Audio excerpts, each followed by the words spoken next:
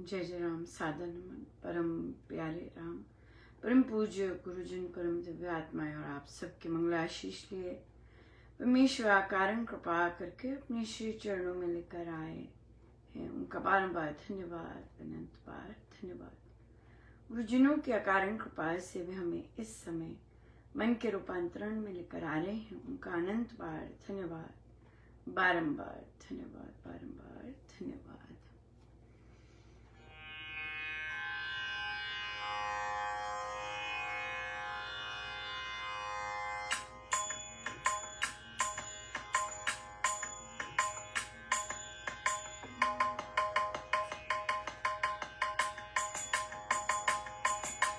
तारा है सारा ज़माना राम, हमें भी तारो।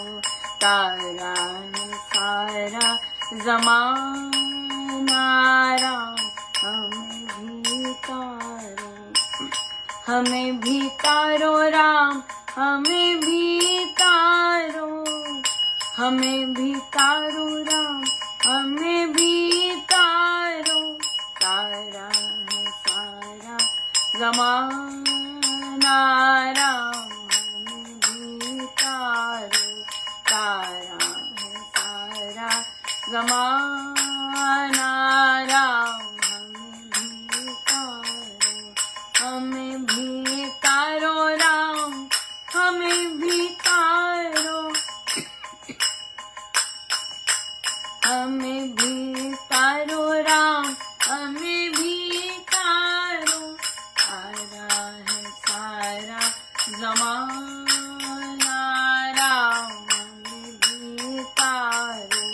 तारा है सारा ज़माना राम, हमें भी तारो। तारा है सारा ज़माना राम, हमें भी तारो। तारा है सारा ज़माना राम, हमें भी तारो। तारा है सारा ज़माना राम, हमें भी तारो।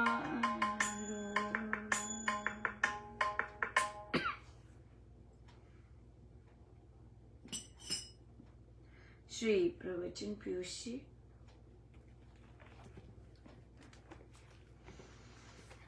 पृष्ठ 184।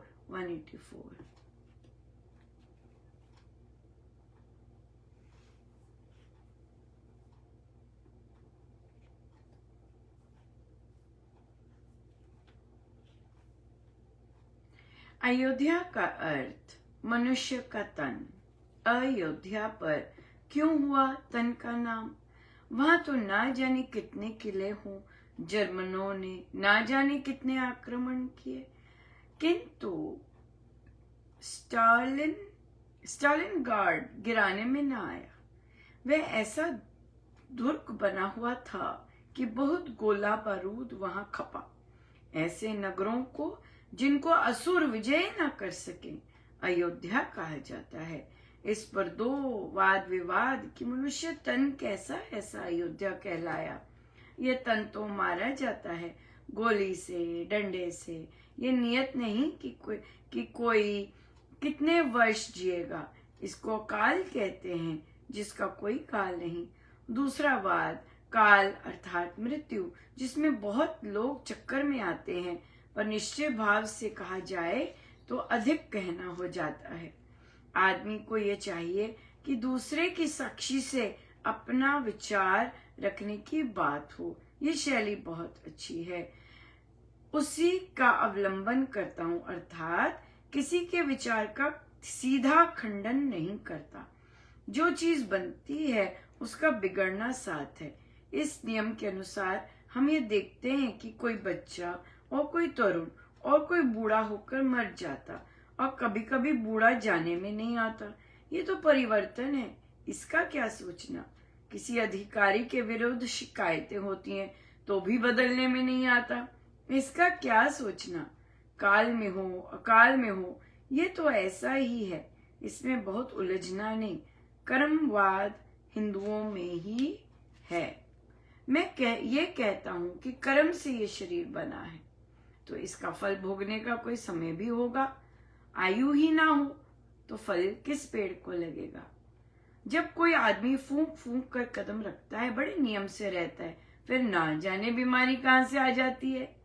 और कई ऐसे जो विचार नहीं करते और बचे रहते। पर इसका यह तात्पर्य नहीं कि विचार नहीं करना। मियादी बीमारी टाइफाइड में लोग बड़ी सावधानी करते हैं, करना चाहिए, किंतु कंपाउंडर को कभी कुछ नहीं होता है। हिंदुओं में तो सभी पास बैठते हैं। इन्फ्लुएंजा एक को घर में हुआ तो वह कोठी में सबको ही हुआ, पर मेहतर को नहीं हुआ। वैद्यों के अनुसार इसके कारण और भी होंगे, पर समझना चाहिए आयु भी कोई चीज है। सिपाहियों ने मुझे कहा कि इधर भी गोले उधर भी गोले बरस रहे थे, पर हम ना मरे। हमारे से पीछे खाई में शरण लिए हुए बम के कारण मर गए। आयु की डोर होती है, काल मृत्यु हो या काल। मैं आपको एक बात कहूं कि वीर पुरुष सभी मानते हैं कि मृत्यु का समय होता है। नेपोलियन कहता था, वे गोली अभी नहीं ढली जो नेपोलियन को समाप्त करे। अब तो युद्ध में वीरता का प्रश्न ही नहीं, दांवपेच बहुत चले हुए हैं। एक दुर्बल सा आदमी एटम बम से ना जाने कितने शूरों को हताहत कर दे। जापानियों ने बर्तानिया का जहाज को जो नष्ट किया, युद्धपोत की चिमनी में जापानी हवाई सैनिकों का बम सहित कूदना, यही थी वीरता। हमें इस प्रकार श्री रामचंद्र जी के वाक्य याद आते हैं। ये 2-3 हैं जिसमें भरत जी को, तारा को, मंदोदरी को उपदेश दिया। ये तीनों में ही ये नीति का वर्णन करते हैं कि ऐसा होना ही था, ऐसा उन्होंने समझाया।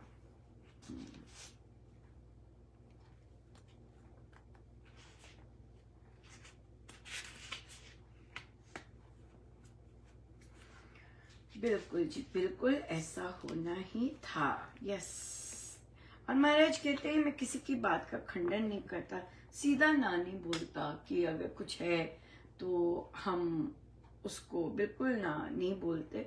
हाँ, अपना वो विचार रखते हैं, लेकिन सीधा ना नहीं बोलते कि नहीं हम इस तरह से नहीं बोलते। ये स्वामी जी महाराज की अपनी पद्धति नहीं है इस तरह की। बहुत ही अच्छा दिन रहा, बहुत बहुत भारी कृपा रही गुरुजनों की, परमेश्वर की। और बहुत मैंने अपने स्टूडेंट्स से पूछा था अपने बारे में बताने का, और उन्होंने कहा एक चीज़ थी जैसे हम यूजुअली पूछते हैं कि अपनी स्ट्रेंथ बताइए। कईयों ने अपनी स्ट्रेंथ लिखी नहीं थी, कई बच्चों को नहीं पता होती कि उनमें क्या गुण है, वो नहीं बता सकते। उन्होंने कभी अपने आप को उस नज़र से देखा ही नहीं होता। कई बहुत सुंदर बता सकते हैं, वे परवरिश का भी बहुत फर्क पड़ता है। तो एक चीज़ थी जो कि लिखी थी, आई फियर। और आज लगभग 3 कक्षाओं में मैं जब पढ़ रही थी उन्होंने परमेश्वर को लिखा हुआ था कि आई फियर गॉड। तो मैंने उनसे पूछा कि भाई ये क्या मतलब हुआ। तो कईयों में तो वे बता पाए, लेकिन अक्सर उनके ग्रंथों में शायद ऐसे लिखा होता है। फिर जो आखिरी कक्षा थी तो वहाँ के बच्चे अध्ययन करते हैं अपना ग्रंथ। तो वे फिर वहाँ वे बोले कि नहीं मिस महाजन, डर का मतलब यहाँ पर डर वैसा डर नहीं है, लेकिन एक वो है, रिस्पेक्ट है, रेवरेंस है, श्रद्धा है। तो बोला कि फिर श्रद्धा वर्ड क्यों नहीं यूज किया, श्रद्धा क्यों नहीं यूज करते। कहते नहीं, ये ऐसे ही लिखा हुआ है। कहते देखिए प्रभु तो, वे बोले कहते प्रभु तो उनकी ग्रेस होती है हम पे। मैंने कहा हाँ बिल्कुल होती है। और कहते नॉन स्टॉप होती है, वो देते ही जाते। मैंने कहा हाँ बिल्कुल देते ही जाते हैं, लेकिन अगर हम उनकी ग्रेस नहीं लेते तो हमें उनके मन का नहीं पता ना। फिर मैं चुप हो गई। और फिर मैंने कहा कि पर मुझे ऐसे लगता है कि क्योंकि मैंने तो महाराज से ही जाना है प्रभु को, राइट, संतों से ही हम जानते हैं कि प्रभु तो प्रेम है और काइंड है और क्षमावान है। और वहां पर तो जितना भी आप कितना भी अपने आप की दुर्गति की है, लेकिन आप उनकी शरण में चले जाओ तो आप लौट सकते हो, आप वापस नया जीवन स्टार्ट कर सकते हो। बिल्कुल हाँ, मैं मान रहे थे तो हाँ बिल्कुल सही है। इनका फिर जहाँ प्रेम है वहां भय क्यों? तो मुझे कहते हैं कि जैसे हमारे माता पिता मिस महाजन, हमें उनका डर होता है, तो इनका पर परमेश्वर का जो प्रेम है वो अनकंडीशनल है। और परमेश्वर जो प्रेम करते हैं और जो फॉरगिवनेस है, वो तो अवर्णनीय है। वो कितनों को, मतलब हमसे गड़बड़ भी हो जाए पर फिर भी वे क्षमा, वो फिर भी टर्न अराउंड कर सकता है परमेश्वर की शरण में जाके। इंसानों में थोड़ा सा अलग होता है तो कहा कि तो फिर यहाँ पे लेके आए कि कर्मों से भयभीत होना चाहिए। तो कहते क्या मतलब, अपने उनके कॉन्सिक्वेंस में जो काम करेंगे तो उसका कॉन्सिक्वेंस का ही तो डर है। तो अपने कर्म, अपनी चॉइसेस, अपने कदम फूंक फूंक के चलने चाहिए, क्योंकि उसी का तो कॉन्सिक्वेंस होता है। फिर उसी का तो फिर वही तो गड़बड़ करता है। तो फिर माने कहते नहीं, पर हमारे ऐसे लिखा हुआ है। कहा हाँ लिखा होगा, पर और भी होगा, है ना, और भी चीजें होंगी इसमें। पर परमेश्वर तो प्रेम करते हैं, उनसे डरना नहीं चाहिए, प्रेम करना चाहिए, क्योंकि वे ऐसे हमने सीखा है ना। लेकिन हमने तो अपने संतों से सीखा है इस तरह से। प्रकृति जो है वो क्षमा करना नहीं जानती, पर परमेश्वर तो दयालु है या इस बात से। और हमें हर चीज तो अपने कर्मों से मिलती है। परमेश्वर तो नाराज नहीं होते, परमेश्वर तो अहित नहीं करते हमारा, है ना, अहित नहीं करेंगे। जो भी चीज मिलती है अपने कर्मों से मिल रही होती है। या सो ये बहुत अच्छी, बहुत सुंदर चर्चा रही। हर क्लास पीरियड में किसी ना किसी ने एक लिखा था, तो उस पर बहुत सुंदर रहा। सो प्रश्न आया कि मैं काफी वर्ष पहले बहुत ही मैंने दुष्कृत कर्म किए और अब मैंने वे कर्म छोड़ दिए हैं। अब मैं वैसी संगति में नहीं रखता, मैं वहां नहीं रहता। क्या मैं प्रचार कर सकता हूँ? क्या मैं प्रचार के लायक हूं? क्या मैं प्रचार कर सकता हूँ? ये प्रश्न आया। तो देखिए, प्रचार तो कोई भी कर सकता है, हर कोई कर सकता है। वो खुद ही अनुभव है, वो खुद ही है, प्रचार करने के लिए, परमेश्वर की प्रचार करने के लिए। लेकिन स्वामी जी महाराज, क्योंकि हम स्वामी जी महाराज के शिष्य हैं, तो हम स्वामी जी महाराज की ही चर्चा और उनके ग्रंथों का ही अनुपालन करते हैं। हमारा फोकस स्वामी जी महाराज ही हैं। तो स्वामी जी महाराज ने, अगर आप उपासक का आंतरिक जीवन पढ़ें तो स्वामी जी महाराज ने तो, अगर उपासक का आंतरिक जीवन आई थिंक 22 पन्ने हैं, उसमें पृष्ठ हैं, या 24, 22, 23। तो 19वें पेज, 20वें पेज पर जाकर, राइट, उन्होंने जन सेवा की बात की है। 1 से 19 पेज के बीच में नहीं, 1 से 19 पेज के बीच में उन्होंने दूसरे के सुधार की, पर सुधार की बातें की हैं। लेकिन जन सेवा जो की है वह 20वें पृष्ठ पर ही की है। तो हम लोग तो 1 से लेके 19 तक हमारे अंदर सफाचट होना चाहिए, राइट। हमारे अंदर ईर्ष्या की सफाई होनी चाहिए, राग द्वेष की सफाई होनी चाहिए, पक्षपात की सफाई होनी चाहिए, भेदभाव से निवारण होना चाहिए, इस तरह से मैंपन का त्याग होना चाहिए, और सरलता, सत्यता, इन चीजों का अच्छा खासा वास होना चाहिए। और कहा कि ये एक बार में नहीं आता, ये एक बार में नहीं आता, ये तो मल्टीपल टाइम्स करने में और वही तरह के विचारों को प्रैक्टिस करने से फिर जाके कहीं महाराज देते हैं इस तरह से करने को। और हर चीज का उद्देश्य अहम का ही मिटना है, राइट। जैसे कि महाराज ने फिर एग्जाम्पल दिया कि जिन साधकों ने रामोपासना पहले आरंभ की और जो कि उपासक का आंतरिक जीवन का ही अध्ययन है और अभ्यास है, प्रैक्टिस, तो जब महाराज ने उनसे एक बार करवाया तो उसके बाद उन्होंने उनसे श्री अमृतवाणी जी की शुद्धि करवाई। अब वो आसान काम नहीं था, राइट, बहुत चैलेंजिंग काम था। और अभी भी साधक जब श्री अमृतवाणी जी का गायन किए तो वहां पे अशुद्धियां निकली। तो आसान काम नहीं होता कि आप सही ढंग से उसको आपको निरंतर करते रहना होता है और निरंतर सुनते रहना होता है उसी चीज को, राइट, वो चीज है। तो उसके बाद फिर महाराज ने हारमोनियम से ऐसे साधकों को सिखाया जिन्होंने कभी हारमोनियम पकड़ा नहीं था। वो एक और चैलेंजिंग साधना है। क्यों? क्योंकि उसमें बार बार होता नहीं गलत है, नहीं ठीक नहीं है, फ्रस्ट्रेशन, अहम पर बार बार वार होना, राइट, यस, बिल्कुल। सो इसलिए फिर वो अलग साधना। लेकिन क्या है, ये सब क्यों कर पाए? क्योंकि रामोपासना कर पाए थे, वो प्रैक्टिस की थी। इसलिए जब कोई फिर कहता नहीं गलत है जी, फिर गलत है, नहीं गलत है, कई बार चैलेंज करने भी आते, नहीं मैंने तो ठीक बजाया है, बिल्कुल वैसे ही है मेरा, चैलेंज करने भी आते लेकिन था तो सारा अहम का ही मलियामेट होना, राइट। और सेवा मिलती ही इसलिए है कि अहम जो है वो चूर जितना हो सके वो हो। अगर नहीं होता तो मिली रहती है, क्योंकि अभी तक आए नहीं, अभी तक हुआ नहीं अहम चकनाचूर। इसलिए सेवा तो मिलती ही अहम चकनाचूर के लिए है। और फिर उसके बाद फिर गायन शुरू हुआ।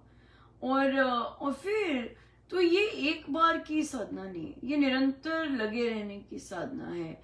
और ऐसा नहीं कि एक बार का अध्ययन करके उपासक का आंतरिक जीवन वो विश्वास आ गया, वैसा विश्वास आ गया या ऐसा हो गया, ऐसा नहीं है। निरंतर लगे रहना पड़ता है। फिर जाके महाराज ने जब ये उन्होंने साधना की, फिर महाराज ने सबको ही सत्संग दिया। जितने सीख रहे थे, किसी को जाप दिया। सो जितने भी साधकों ने सीखा उन सबके यहाँ तो घर में सत्संग हो रहा है या फिर जाप हो रहा है, चाहे अकेले ही करते हैं, क्योंकि सोच अलग है, सोच बहुत अलग है कि भी हम अकेले करके ही ब्रह्मांड में जो सकारात्मकता और नियमितता का और स्वामी जी महाराज की जो साधना पद्धति है उसका हम विस्तार कर रहे हैं, उनको मिला, राइट। तो ये चित्त शुद्धि होनी बहुत जरूरी है। नहीं तो भाई जैसे बहुत बहुत अच्छा था, आज बच्चे आए मेरे पास कि हमें सर्विस लर्निंग आवर्स चाहिए। मैंने कहा हाँ, हमारे पास 2 हैं, एक हमारे लंच टाइम होता है और एक स्कूल के बाद। कहते हमें स्कूल में ही चाहिए। तो उन्हें कहा कि अच्छा ठीक है। अब मुझे बताना था नई चीजें, क्योंकि हम ये नहीं चाहते कि आप करने तो सेवा गए हैं और अपने सर्विस करने गए हैं, लेकिन वहां पे झगड़े कराएं। तो वहां पे बच्चों को बोला कि देखो हमने किसी को, मेरा मानना क्या है, मैंने कहा मैं अपना बताती हूँ। मेरा मानना है कि हमारे यहाँ के बच्चे बहुत इंटेलिजेंट हैं, राइट, हाँ, और उनको पता है सब कुछ, ऐसा नहीं, ये नहीं है, बस वो चॉइस उनकी है, बस दैट्स इट, राइट। तो हम जब अपना बाल्टी लेंगे या फिर अपना बिन लेके जाएंगे, हमें किसी को कहना नहीं है, हमें बस यही कहना है कि प्लास्टिक यहाँ डालिए, बस, और हमें कुछ नहीं कहना। करते हैं करें, नहीं करते ना करें, कुछ मर्जी है, हमें नहीं कुछ कहना। तो बहुत पसंद आया था। मैंने कहा हम जग सुधारने नहीं जा रहे, हम क्या करें, अपना फुटप्रिंट लीव कर रहे हैं कि हम देखो अपने अपने स्कूल के लिए या ये चीज के लिए या इन्वायरमेंट के लिए क्या कंट्रीब्यूशन कर रहे हैं, राइट? तो जो कोई वैसी चॉइस करना चाहता है वे करे, और अगर कर सकता है तो बहुत अच्छी बात है। या सो इसलिए फिर हमने ये चीज हमने तो उन्हें बताई। बिल्कुल हम जग सुधार के लिए नहीं जा रहे, जग को सब कुछ पता है, सारे लोगों को सब कुछ पता है, सिर्फ उनके चयन है। उनको पता है सही क्या है, उनको पता है गलत क्या है, उन्हें पता है हम जैसी भी दृष्टि है, जैसी भी नॉलेज है, हम उन्हें नहीं ठीक करने जा रहे, हम स्वयं को सुधारते हैं और सही काम करते हैं। That's it. जग सुधार नहीं है जग सुधार नहीं है, स्व सुधार है। हाँ, हमसे महाराज कौन सा अपना सुधार करवा रहे हैं, हमसे महाराज क्या कार्य करवा रहे हैं, वो हम शेयर करते हैं कि आपने करना है जरूर कीजिएगा, बिल्कुल कीजिएगा। लेकिन जो आप देखते हैं उसके पीछे मेहनत है गुरुजनों की, बहुत मेहनत की है गुरुजनों ने, राइट? सो उस मेहनत को ध्यान रखते हुए, ताकि जब आप उतरे कार्य करने, गुरुजनों के कार्य करने, आपके मन में क्लैरिटी होनी चाहिए, हमारे मन में क्लैरिटी होनी चाहिए। अगर हमारे मन में क्लैरिटी नहीं है तब फिर गड़बड़ है, तब फिर हम फटकेंगे, फिर हमें बुरा लगेगा, फिर हम कहेंगे हमने कुछ करना ही नहीं है, या फिर मैंपन आ जाएगा, फिर वो सारे ट्रीट करने के लिए तो इसीलिए वो साधना जरूरी है, वो हमें रगड़ाई होनी बहुत जरूरी है। वो चीजें जो स्वामी जी महाराज ने एक उपासक के लिए कही है जन सेवा के चैप्टर से पहले, वो अपने अंदर उसको प्रैक्टिस करना बहुत जरूरी है। अगर हमें लगता है नहीं नहीं नहीं, नहीं हम कर जाएंगे, कोई बात नहीं, ये तो कोई बात, ऐसा नहीं होता। अंदर जेलसीज आती हैं, अंदर कंपटीशन आता है, अंदर मैंपन इतना हावी होता, अंदर क्रोध आता है, अरे मैं कर रहा हूं, बहुत कुछ आता है, पक्षपात आता है, उसने मेरे साथ अच्छी से बात की, हाँ जी, उसने मेरी प्रशंसा की, मैं अच्छा काम कर रहा हूं तो मैं उसकी तरफ ज्यादा हो जाता हूँ दैन की जो मुझसे नफरत कर रहा है या जो मेरी गलतियां निकाल रहा है। तो ये पक्षपात आ जाते हैं काम करने में भी। अब इन लोगों ने सुना नहीं, इनको तो कहना ही नहीं है फिर से है ना, ऐसी चीज आ जाती है। लेकिन देखिए, हम एज अ प्रोफेशन में भी उस प्रोफेशन में है जहां पर लोग सुनते नहीं है, जहां पर जीवात्माएं सुनती नहीं है, लेकिन आपको निरंतर अपना कर्म योग करते रहना होता है। सुने ना सुने, आपको अपना कर्म योग निरंतर करना होता है। आपको डिसरिस्पेक्ट नहीं करना होता, आपको नीचा नहीं दिखाना होता, आपको अपनी संस्कृति के गुणों में स्थित होकर निरंतर लगे रहना होता है। हाँ, उद्देश्य होता है कि जो जीवात्माएं परमेश्वर ने आपके पास भेजी है उनको उभारना, राइट? उनको स्वीकारना जैसे वे हैं। स्वीकारना तो तभी हो सकता है ना जब हम वो साधना लेते हैं, जब महाराज की हम पर कृपा बरसती है और हमारी दृष्टि बदलती है, दृष्टि बदलनी। सो इसलिए साधना इज हाईली रिकमेंडेड। जहां मर्जी आप प्रचार करें, जैसा मर्जी करें, आपको 10,000 का कम से कम जाप करना ही करना है। बिल्कुल जब योग से कर सकें तो बहुत स्पीडी होता है। और जो ये उपासक का आंतरिक जीवन है, इसको अपनाएं और एक एक करके करें। प्लानर ले सकते हैं, वो बहुत एक्सप्लिसिट है, वो आपको बताएंगे कि आपने क्या लिखना है। सेल्फ रिफ्लेक्शन बहुत जरूरी है। आज मुझे क्रोध क्यों आया, आज मेरा मन क्यों उदास हो गया, मैं तो इतने अच्छे काम कर रहा था, मेरा मन ऐसा क्यों हो गया। बिल्कुल राइट। सो इसलिए इसमें सेल्फ रिफ्लेक्शन बहुत जरूरी है, बहुत ही जरूरी। सो बहुत बहुत धन्यवाद गुरुजनों का, बड़ी कृपा करते हैं, अनंत अनंत बहुत धन्यवाद। यस, सो आइए हम सीधे होके बैठे।